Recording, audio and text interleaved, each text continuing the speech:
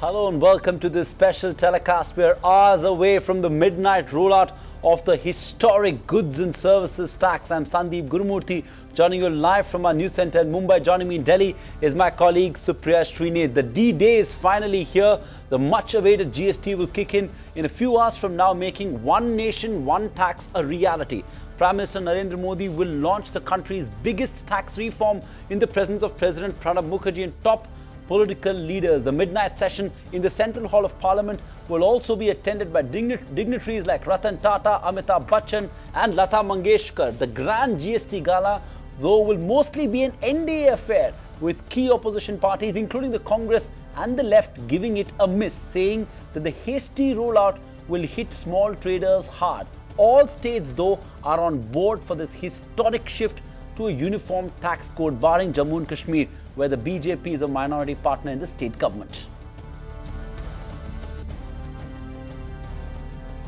All right, the government has been working overtime to avoid the last-minute glitches, even tweaking some of the tax proposals hours ahead of the big rollout. The key man behind the uniform tax structure, that's Finance Minister Atul Anjan, said that the Empowered Council has cleared some of the laws needed for GST implementation. Talking exclusively to ET Now, Chief Economic Advisor Arvind Subramanian admitted that there are still some shortcomings in the current GST format, which will be addressed over time.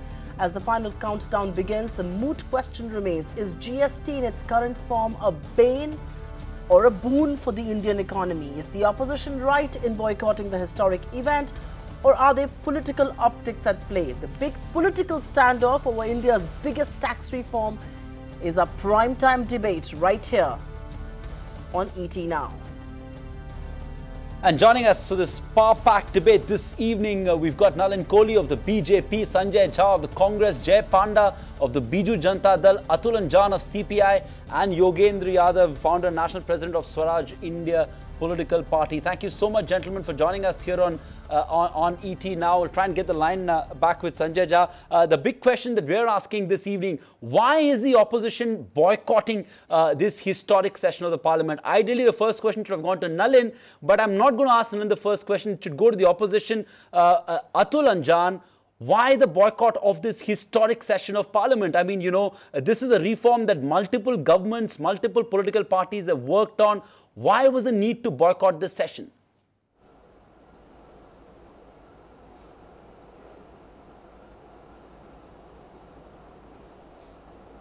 Atul Anjan, that question is for you.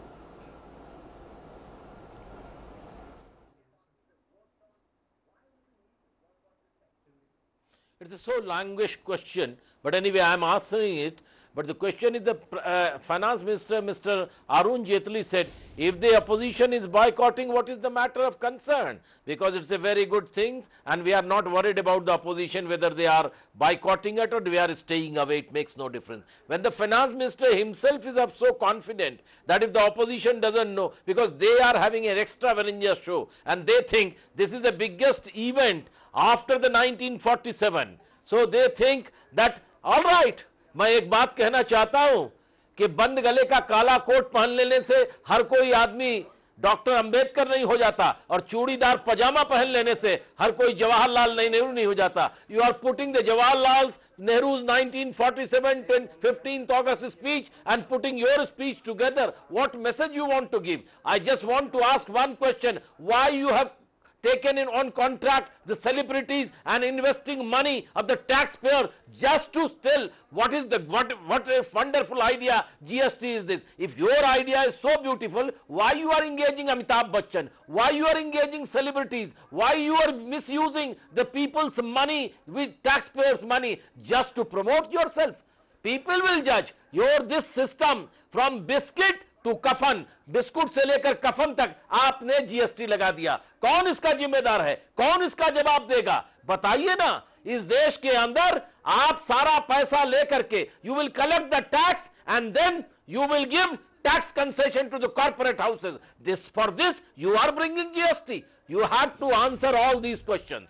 Atulji, right.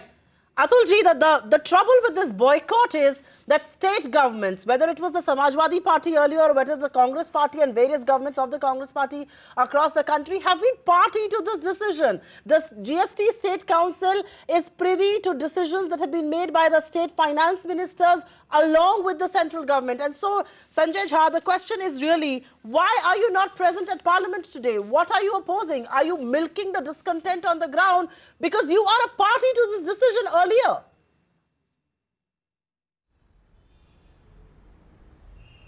Supriya, let me answer you with a very calm demeanor, because I don't think this subject demands all of us to get into a stage of turbulence. It's very straightforward. The Congress Party is the party, along with the UPA members, that created the architecture of the GST. The world knows that if Mr. Narendra Modi and Mr. Shivraj Chauhan and a couple of BJP state governments had not opposed it purely for political reasons, this bill would have been a reality during UPA itself. Now, why would we object to a bill that we have created overall in terms of ensuring that the tax system becomes efficient? We are objecting to the manner in which this whole glitter and glamour, the gloss and razzmatazz is being created by Mr. Modi by holding a midnight event. It's not a session of parliament, it's an event. And how can Mr. Modi at this point, and when firstly the operational integrity of the GST is itself not ready, the software is not yet prepared. A couple of hours ago, the GST Council has decided, just a few minutes ago actually, Mr. Jaitley says that they have taken a decision to reduce the GST on fertilizer. You're working in an ad hoc manner simply because this is a headline grabbing government. And I think, Supriya, you are aware of it. I mean, did the Congress UPA do such a session for Manrega, for RTI, which is a landmark act on transparency? Did we do it for food security? Did we do it for FDI and multi-brand retail? In the parliamentary history of India, it has never happened. Now, we agree that this is a very significant landmark tax reform. But for Mr. Modi and the BJP to try and tom-tom this and make it into some kind of a publicity, PR and propaganda event is downright shameful. Because the history of parliament has shown that you do these midnight sessions. It happened with the famous Pandit Nehru's speech of tryst with destiny, and we have celebrated 25 and 50 years of parliamentary, the freedom of India in parliament. Now they are making a complete mockery of it. As Mr. Anand Sharma rightly stated, it is virtually insulting the entire independent movement of India, the freedom movement of India. I mean, this is absolutely, in my opinion, a very pedestrian act by the BJP government. Sanjay. Okay, that's your view, and you could have also done a midnight event on Manrega or on RTI. You chose not to. This is the BJP's way of functioning. They want to do a gala.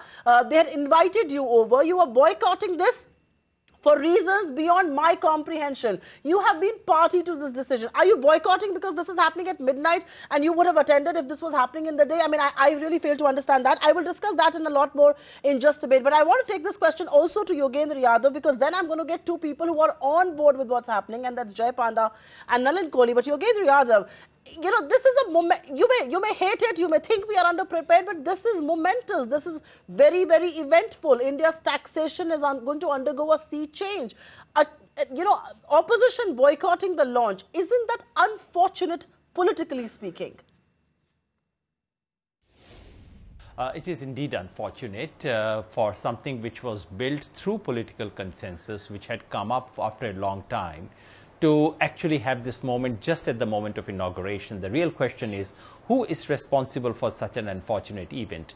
I personally thought that the BJP, by playing the way in which it did, by not acknowledging the fact that actually it was the BJP that has delayed the implementation of GST by something like 4 years, by not acknowledging the fact that at least in this one instance, Congress actually played a big role. Congress could have played exactly the role that BJP played, and that would have stalled it by another at least couple of years. Congress did not.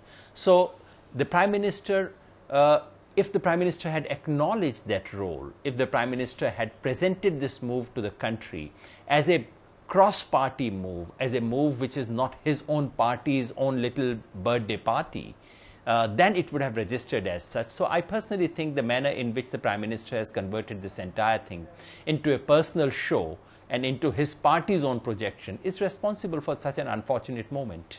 Have to confess, it's a bit perplexing that the opposition is not to the manner of implementation in terms of, the fact that we have multiplicity of rates, the fact that, will anti-profiteering clause sort of backfire, the fact that is GST being introduced in haste, but the whole sort of tamasha or the fact that it's been turned into an event, is that a big enough reason to have opposed it in the manner that it is being done? Jai Panda, because at the end of the day, the opposition is not on substantive issues, clearly, as you've heard all the speakers so far.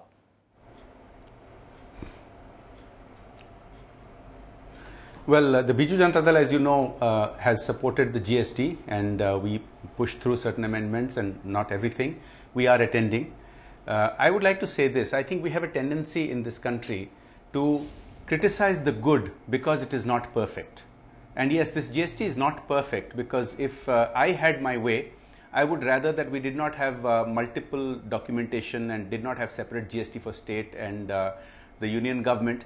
But to say that it is not good is a terrible disservice to the country, because not only is it the single most important fiscal and taxation reform in the last 7 decades, it for the first time makes our country one market. We have been hobbling ourselves by treating ourselves as 36, 37 different markets instead of one large market. And this makes a huge difference. So I think we should see the good in it, which is very, very substantial. And I agree with some of the critiques of it, which I think the opportunities will be there to rectify this in the coming years. Okay, Nalin, Kohli, finally you get your turn. You've patiently heard everyone there, and we've got representation from across the political spectrum. The charge is, why have you turned this into an event? The comparison with the historic speech of Jawaharlal Nehru. Why did this need to be turned into an event? Could this not have been done in a slightly more sober manner? That's the charge from opposition. This is going to take time because I have a few points of my own and I need to respond to a lot that's been said. But I'll start with the last point, that the Prime Minister has not thanked the opposition. And Yogendra ji, whom I respect for doing his homework, this time has miserably failed to do so. And I will read out what the Prime Minister said in the Lok Sabha on the 8th of August in 2016 after GST was passed by both houses.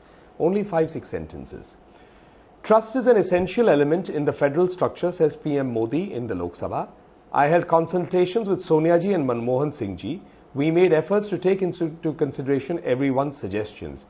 Rashtra Niti is bigger than Rajniti. We want to thank all parties, state governments. We are taking a decision which the Lok Sabha, Rajya Sabha states have brought about in detail. Then he says, this can't be seen as a victory of a party or a government. It is a win for the democratic ethos of India and a victory for everyone. GST means great step by Team India. GST means great step towards transparency. He thanked them on the floor of the House. Number 2, it pained me to hear that this is an event. That is the Parliament of India, the temple of democracy. It's not a banquet hall that someone can hire to do an event, like a marriage or a show or something like that. Number 3, GST, why it was held up. Mr. Jaitley is on the record, and Mr. Jaitley also, less than 21 hours ago, appealed. He continues to say that our appeal is there. So I'm starting here, now my points, that we thank the opposition for everything that they've done to make such a historic thing possible. This is not a BJP, it's a consensus thing done by all states, including Congress ruled, including left ruled. Why they are opposing, that is for them to decide. The next point is that GST, why it was delayed. There were 3 or 4 issues. States were concerned about indirect taxes going from them and whether the center would compensate them. Even today, petroleum, even today, alcohol, and a few things are kept out of the ambit. As Mr. Jaitley said, that ultimately, whether we have 100% GST on day one, or if we can start with 90 and reach 100, which is preferable? If we can start with 90 and reach 100, and in the face of not getting 100 on day one, is obviously a better choice. This consultation process has brought it to where it is. It may not be perfect, everything is never perfect, but it's certainly a great step in the right direction. And instead of celebrating it, what are we getting in return? What we are getting in return is it's a great event. What is the problem? I am unable to understand. It's political schizophrenia or political bipolarity. On one end, you've got all the states, including Congress states, left states, supporting, coming up with the rates through consensus. On the other hand, they are boycotting the launch of it, where there'll be the president, the vice president, the prime minister, the speaker, other dignitaries. And if people come on an ad, if personalities of India are pointing out, speaking on GST, is that a crime? Are they Indian citizens? They can't? Where are we taking this debate? The opposition wants to boycott, do it. But can they come up with a cogent reason? On one hand, they say we are not against GST, then they say it's a tamasha. I am unable to understand. Since when is Parliament a tamasha? This is not a rally of the BJP where for hearing Prime Minister Modi, 2 to 5 lakh people do come. I think this is just about trying to make a point when none exists.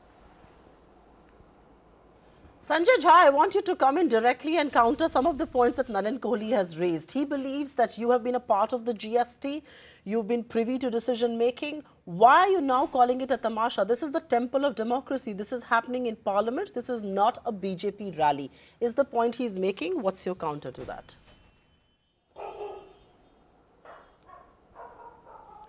Firstly, I don't think Mr. Kohli has done his homework well. We are not part of the GST. We created the GST. The BJP obstructed it, has only made political capital because they won in 2014 with a majority. That's the first correction that I wish to make. The second point, he keeps on and on talking about the fact that the states where Congress was in government supported it. I mean, he again misleads your viewers. The truth is that if states did not sign up for the GST Council's recommendations, as per now that the GST will become law, the states would actually get hugely taxed. They would not be able to get the input tax credits and they would be denied compensation. So end of day, states really did not have any choice. It was a non-negotiable argument. The third point, very critical, and let's not deny this. This is a country which is still grappling some very serious issues. I think he should be aware that the farmers in India are up in revolt. India, agrarian India, rural India is under severe distress. Farmer suicides are on the rise. These are not just alarming rhetoric. These are facts on the ground. You have today a situation where there is social anarchy on account of what their famous cow vigilantes are up to. Joblessness is on the rise. I mean, somebody will ask a fundamental question. I think Atul Anjan was raising this point that, you know, there is a moment in the time to make any kind of an occasion into some kind of what I call as a glitter and gloss marketing spectacle. Now, we are all, you know, modern thinking people on the panel. We all believe that, yes, you do need an outreach, you need to communicate. But I think the BJP has got a track record of actually trying to just create so much of a hype and hoopla when it lacks both substance as well as style. I mean, end of day, you have a situation today, and I have followed the GST very closely myself, that there are, check out the realities. It's not just the fact that this government has decided to reduce the, you know, GST on fertilizer 1 hour, couple of hours before the launch of GST. It'll ask the small traders and the people in the rural interiors of India who don't have the hardware, are not aware about how to use the software. I mean, these are very, very critical questions. I mean, you know, end of day, the suggestion that we had given was that please cut out this whole, you know, what we call as a grand tamasha, grand spectacle tamasha, the GST full form. Right. What we're saying is, you know, there's a moment to be conservative. You know, 1 year down the line, you have a track record, you can go and, you know, celebrate an anniversary and say, hey, well done. But, you know, to be in this headline grabbing obsession, I think, in my opinion, honestly, and my party's opinion, and I back it to the T, is extremely, I think, in poor show. So, I mean, what I'm gathering from you is that you're actually opposed to the glitter and gloss, in your own words, to how GST is being rolled out, not opposed to the GST per se. I can't seem to make up my mind to what the opposition from the Congress party is, because, you know, your former finance minister has said that GST launch is a good thing, even though in its present imperfect form. I've been very categorical. Sanjay, I understand. Sanjay, let me get an Atul Anjan here. And Atulji, you started off by saying that from biscuits to clothing has all been made expensive. What is your opposition to? I mean, you know, the point that Nalin Kohli is making, this is an event that's happening in Parliament. Ideally, you would have wanted all political parties on board to support it, because this is going to change how taxation is done in this country.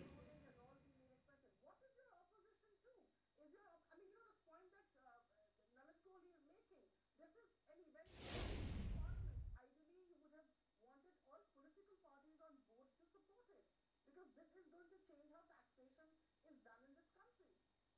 You see, my dear friend Nalin Kohli has said that people between 2 to 5 lakh is coming to listen, Mr. Prime Minister. Very good. When you will speak about the lynching of the people, even 10 lakh people will come. I have no objection on that. I agree with that one. You, after 20 people have lynched, then you speak something. I just want to tell one thing. This demonetization issue. No, demonetization issue, what he said. ये भारत बहनों और भाइयों 50 दिन मुझको दे दीजिए और उसके बाद किसी चौराहे पर हमसे पूछ लीजिएगा. Sir, I can tell you, more people in this world have died out of left front violence, glorified as nationalism and Maoism, sir. So let's come back to a good debate. Let's come back on GST, sir. We'll discuss the other issues on another. Let's not run down the debate on GST. People have gone out of the jobs. The economy is in a shatter. There is no place for the, you see, middle, and that's why your governments are losing everywhere. Our GDP has gone and you don't down. Get elected anywhere, our manufacturing sector because people has who get out of done jobs, very they elect the bad. BJP. Our exports are very much, you see, affected by this. And I tell you, with GST, collecting this money highest, that's why the BJP is winning elections, because everything is a disaster. You know, at one bag of urea, 140 rupees will be as a GST. In one bag of dye, 236 rupees will be added into that one packet of the dye fertilizer. This way, 18% on the tractor parts, for the sprinkler, you are taking 22%, you see. All things, you see, input cost of agriculture will go every day. I get that point, Mr. Anjan, but these decisions have not been taken by the government in isolation. The rates of every product and service has been decided by council, by the GST Council, which had representation of all political parties, from the Congress to the BJP to the BJD to every regional party, including the Aam Aadmi Party. Mr. Anjan, I take your point. Houses, the Ishsars, the Ambanis, they can squeeze the people through petroleum products, and so GST has been left out, and there is some solace for the state government. I don't understand which sort of economy, which sort of economic management you are doing it. Mr. Anjan, the Reserve Bank has said it very categorically. Mr. Anjan, I am going to interrupt you. I am going to interrupt you because I don't want this focus to shift away from GST and this conversation to move into Ambani and Tata and all of that. I am going to interrupt you, Mr. Anjan. Jai Panda, let me come to you. Let's talk about some more substantive issues. Let's talk about some more substantive issues. Jai Panda, do you believe that the rollout of GST has happened in haste? Is it a rushed rollout? The fact that, you spoke about the fact that it's not a perfect GST, the fact that there are multiple, sort of taxes, multiple slabs even now. Do you believe that that's a key concern as we welcome GST come midnight? Do you believe it's been a rushed rollout? I want to make 4 quick points. Now, this is a topic that has been debated in this country for nearly 2 decades.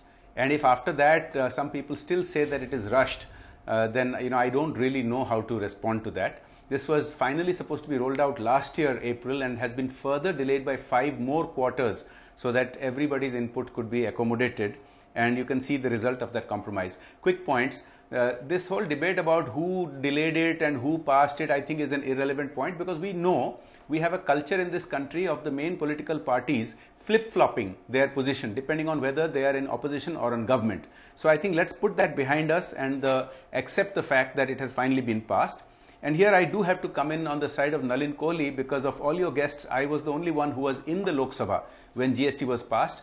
And indeed, the Prime Minister was fulsome in his praise of the opposition, including the Congress and my party and many other parties. This whole thing about having a midnight session, of course it is symbolism, but I think that must be considered. It is the single most important tax reform in 7 decades. Let me give you one example of how this is crucial. Some of the nitpicking that is going on points out that other major economies like the US don't have a GST. But you know what they do have?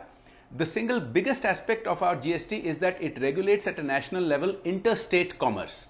And this is something we have lacked for 7 decades. Every state was making its own rules, and that's why trucks take 3 weeks to cross the country instead of 3 days. The US back in 1887 incorporated the Interstate Commerce Act, which provides that no state can come in the way of national commerce, and that it was transformative. It propelled the US into becoming the largest economy and the industrial powerhouse. So I think all of this means that it is not done in haste. Enough debate has gone into it. I still think there will be glitches. It will be foolhardy to say that such a major reform will go completely smoothly.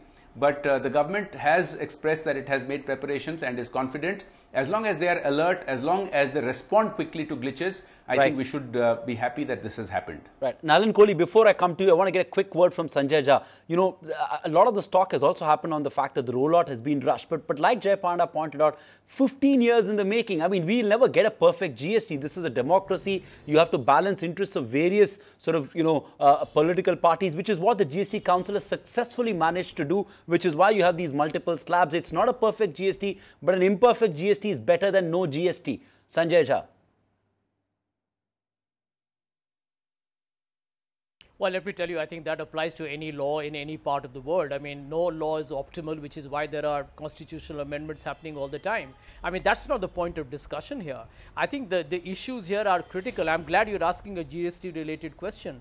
End of day, please don't deny it that if you compare India's GST with similar, kind of tax laws in other countries with, say, Japan or China or for that matter, Australia and bigger economies, you'll find the GST rate is considerably higher. And, as something that I think Atul Anjan ji was pointing out, don't forget that roughly 45% of your revenue base is not even covered by the GST, which is your, real estate and petroleum, alcohol and electricity, etc. And the third point, I mean, issues like, the anti-profiteering that I think somebody was mentioning earlier. I mean, there are many nebulous issues there in terms of how will you enforce it. One of the biggest fears we have is that GST, which is being, introduced in extraordinary haste, in our opinion, will result in the rise of an Inspector Raj. I mean, exactly the contrary to what is the spirit of a transparent law, which is going to be totally online. So you can create multiple problems if you actually, kind of do anything because you're in a great hurry for whatever reason to establish that the GST is on because you made perhaps some prior commitment. Somebody said, well, you'll never get a perfect law. I agree with that. But I also believe that a bad start can actually get a job terribly undone over a considerable period. It might increase the cost to the economy if things don't really, play out the way we expect them to. So there are fundamental issues here that we have an objection to. And I think, you will recognize that we are right in saying that, you still have a multi-tiered tax structure. Now, GST is not meant to be that way. I can understand some people arguing that because we have a very wide, basket of consumption goods across the country, that's inevitable. But it was the duty of the government to try and minimize those slabs. I mean, at some point that will have to happen. But, I think the government has compromised. It has got a software on which there are going to be crores of transactions that isn't even tested for its integrity. I think to my mind, that is I'll come to. Because tomorrow if the system breaks down, God forbid, just tell me what kind of a calamity we can have.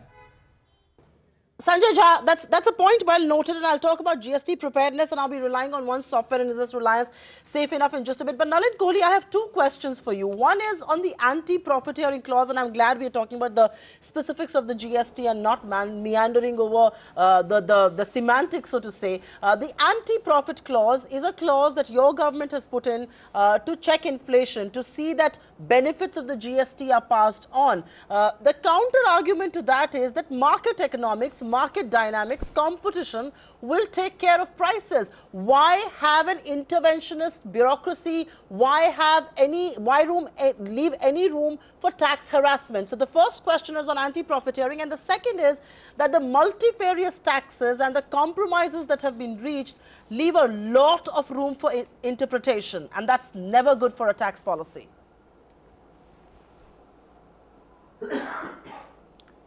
I will come to your question, but I'll answer it later, because I'd like to first respond to the interventions that were made specifically against my party, and by Sanjay Jha on two occasions. The first point I'd like to say is, this is not, Jai Panda has said it correctly, there's been 20 years in the making. If I only look at the preparedness now, 27,000 man-hours, 200 meetings, and 18 by the GST Council. That's not, and these are people who come with preparation. They are state finance ministers, they are representatives of the state senior officials, working to resolve the problems to bring one tax, one nation. It's not an easy task. So to say that there's no preparedness, I would discount that. I don't think we should run down something which has taken so much effort. The second part, in terms of the states and their revenue, one example, which is that in terms of states being worried, royalty on natural resources and in oil in particular impacted two states, Gujarat and Assam. Both under the UPA ran into trouble because of a pricing mechanism which couldn't have been done in terms of introducing against the royalty interests of the states. Gujarat first, later Assam. Both have finally been solved by the Supreme Court. Now, these were legitimate dues to states, one ruled by the BJP, one ruled by the Congress at that time. Under the UPA, that suffered revenue. So therefore, when it came to royalty, when it came to petroleum and alcohol, three major points, which is natural resources, states were obviously cagey and they've been kept out. Which brings you to the next question, why not one rate? So would you like to tax food grains and other things for the poor? Everyone on the panel will keep on saying poor, poor, poor, poor. So what do you want to do? Introduce them into the tax net and make them suffer? So therefore you have slabs. Obviously, the slabs have to over a period of time come together and become either one or maybe lesser slabs. But that is what the GST Council, which is a panel, which is essentially representatives of the states with a major weightage to the states, they will find the solutions to. Now let's come to the questions on the integrity of the structure. We keep speaking about the Indian IT industry going abroad and setting up the best systems all over the world. But we have biggest questions on them when they perform in their own country. Let the system work. Obviously the government will be responsible. Obviously we will be answerable if things don't go well. But at the same time, why even run it down before it's come? Because it has been tested and it is bound to have taken that crores of this. Now let's come to GST itself. You are talking of tax terrorism, which is part of your question. The more you remove the human interface and the more you make it transactional through a system, the less are the chances of terrorism. So the question comes, why about harassment? This country had less than 4 crore income taxpayers. As Prime Minister Modi after demonetization pointed out, 24 lakh people had an income, gave a return of more than 10 lakhs. Probably those who filed it over a crore is less than a lakh. Between the period then and now, 90 lakh, that's 9 million new people added. Basically, not paying taxes and not wanting to be in the system is the norm.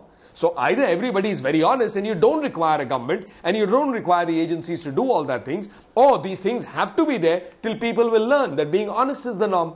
So you can't have it both ways, which is the anti-profiting part of it. The anti-profiting, as Mr. Jaitley is on record to say, we hope we don't have to use it. That's exactly how it is meant to be. But if someone decides to profit at the cost of not passing it down to the consumer, who should be the ultimate beneficiary along with the producers and others, then obviously these laws will step in and they must step in. Why shouldn't they? So I think, if you look at a totality, I'm again coming to, and my last point is a political point, which is last political point. Why is the Congress calling it a tamasha? Why are they boycotting it? I've been running my head through the day. Right. I couldn't find a single logical reason. Now it's just a question. Perhaps Mr. Rahul Gandhi has tweeted it as a tamasha, and maybe because he's out of the country, which he's entitled to if he wants to travel out, maybe that is the reason they felt that he's not in parliament, let's stop it. Because there's no logical reason for them not to be part of something that they themselves have contributed to success in such a big way.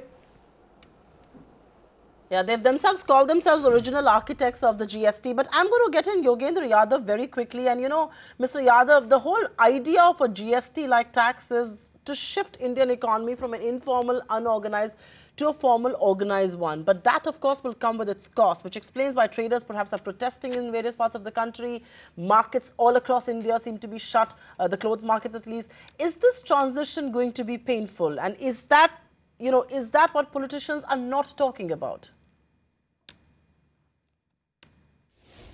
At the moment, it doesn't seem that the government itself is prepared. Their own software don't seem to have been tried out properly, and I wouldn't be surprised if 2 or 3 days down the line we find a similar situation as we encountered in the case of demonetization.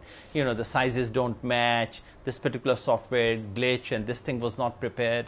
Mind you, this is one of the mega transformations of Indian economy, and something like this required a longer gestation period, required a long trial period, as you, if you wish, and I'm afraid that was not given. Now, the opposition of the small traders could be of two kinds. There could be small traders who are not used to being taxed, who don't like being taxed, and who in this world like being taxed. So there could be an element of that. At the same time, there are very small traders, there are very small operators in the market who are clearly being disadvantaged. Yes, they have an option of opting out of GST, but the cost of opting out is just too high for them to bear. So I really think the economy needed to be prepared much better. I personally think the government needed to be prepared much more than it has been the case. Okay, Sanjay Jha, this transition from an unorganized sector to organized sector, this has to be seen in the context of demonetization. We've been critical of some of the, some of the fallout or the implications of demonetization as well. But the fact of the matter is that both these steps will help transition the economy from the unorganized sector to an organized sector. That will be a massive leg up for growth, and you cannot dispute that in any manner.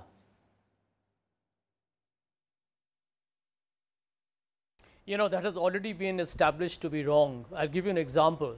I mean, Mr. Modi, as usual, made a very dramatic, prime time announcement on demonetization, talking about, the mammoth change that will happen 3 hours later at the midnight clock going ding-dong till 12. What's the reality? Today, after so many months have gone by, 8 months, we don't know how much of black money was recovered. We have no idea whether RBI has even finished the counting of the returned money. Where is the transparency? I mean, this was the Prime Minister telling the people of India, give me 50 days and I will prove to you in the nukkads where I'm willing to stand and take all the criticism and flack that you're capable of giving me. And look at the truth. That's a reality.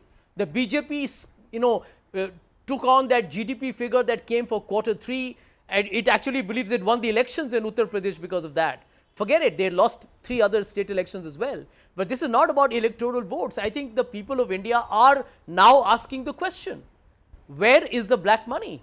The last GDP figures told you that the GDP actually went back by almost 800 basis points. And these are manifestations of what I call as fictitious promises. I mean, everybody knows that demonetization was never an economic policy. It was more to give Mr. Modi the image of being an anti-corruption crusader, because people were asking him, "Mere 15 lakh kahan gaye Modi ji, jo aapne mujhe wada kiya tha?" So end of day, let's accept the reality that yes, I'm not even going to deny it, that some economic policies may have some element of a political spin on it. But the truth is, when you're talking about GST, which is a structural reform, there is no need for the BJP. There was no need for the BJP at all. Right. And I disagree with Nalin Kohli on this, when he tries to make it appear as if we are trying to be churlish. Not at all. I mean, why would the Congress party that says, and I'm saying it today, the original architect of the bill, why are we not going to be sitting there and getting the cameras on our face? We don't believe that the occasion needs to be treated in the manner in which the BJP is doing. I think, political culture has changed ever since the BJP has come. Right. I think at some level, we are of the opinion that in a country with several Herculean problems, the political system needs to be more conservative as opposed to indulging in self-promotional razzmatazz. All right. I'm going to get closing comments from all my panelists. Jai Panda, I'm going to come to you first. What do you make of this? Is it just political optics at play now with the rollout of GST? You raised some substantive issues on why this is not a perfect GST, but it seems like political optics at play. A compromise was reached, and so we're going with an imperfect GST.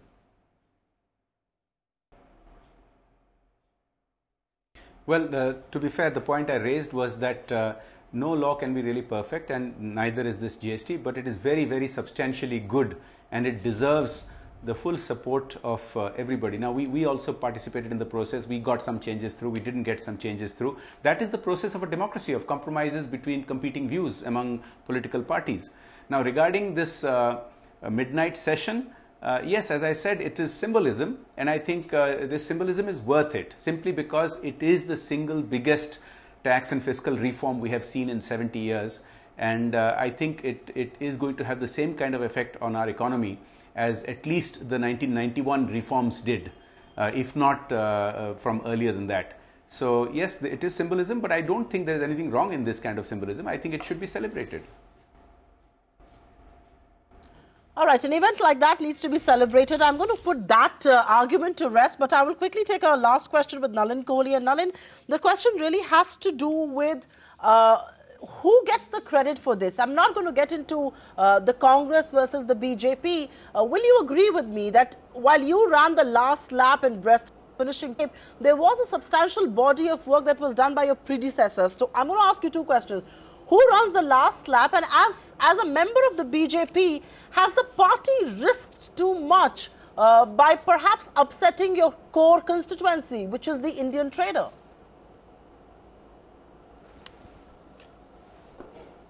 Earlier, I'd read out parts of the Honorable Prime Minister Narendra Modi ji's speech in the Lok Sabha, thanking everyone and saying this is not a party thing, which Jay Panda correctly, as the only member of parliament from the Lok Sabha, pointed out that he was fulsome and he was present there when that speech was there.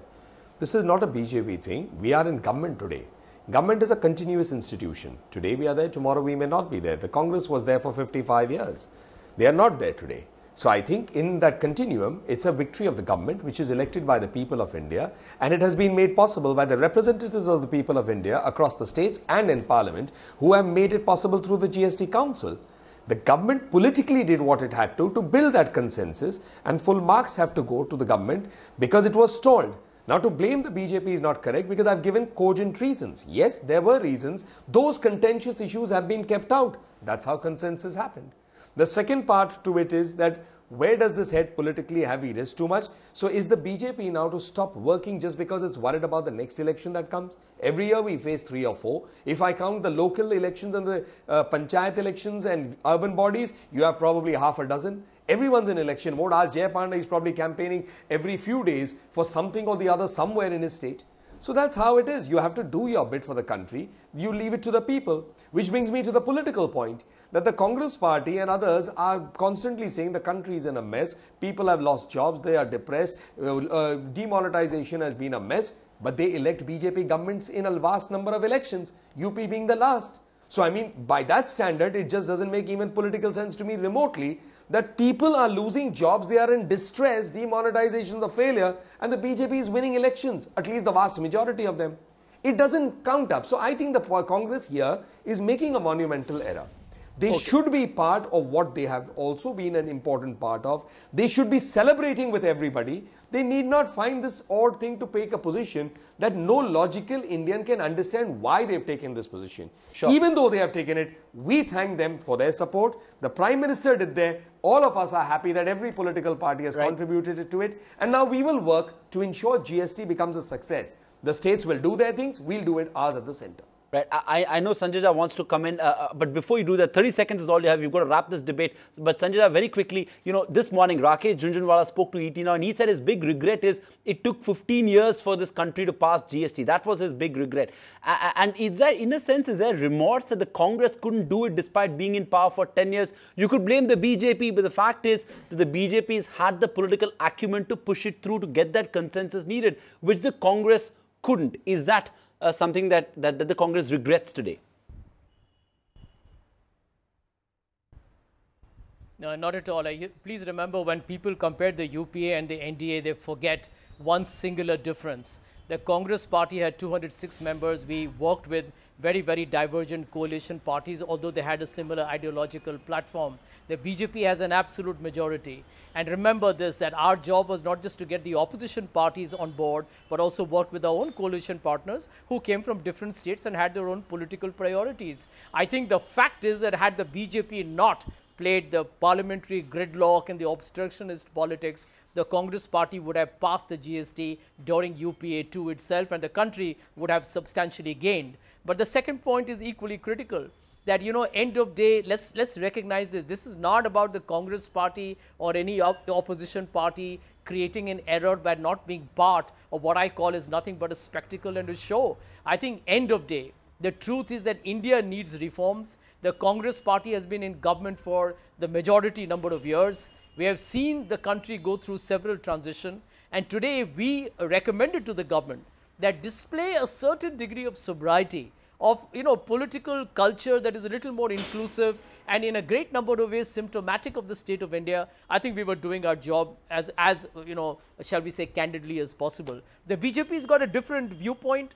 They have always, as you know, appropriated Congress schemes and then try to market it. The famous example being Manrega, where Mr. Modi mocked it in Parliament and said Manrega is a manifestation of Congress's and UPA's disaster.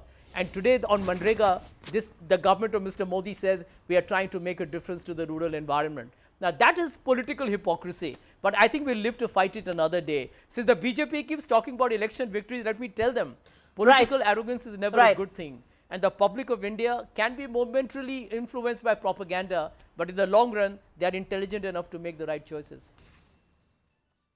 All right. On that note, thank you very much, Nalin, Kohli, Sanjay Jha, Jai Panda, Atul Anjan and Yogendra Yadav for being with us. I know Jai Panda has that ceremony to attend, while the rest of you will not. But thank you very, very much for being with us. We do hope that the opposition has found enough ground to do so, because this is a momentous tax reform. By not being there, have you taken a political risk of your own, is of course the big question. Find us on Facebook at facebook.com/ETNow and don't forget to click the like button. You can also follow us on Twitter at ETNowLive. To stay updated with all our programming, hit the subscribe button on our YouTube channel by logging on to youtube.com/ETNow.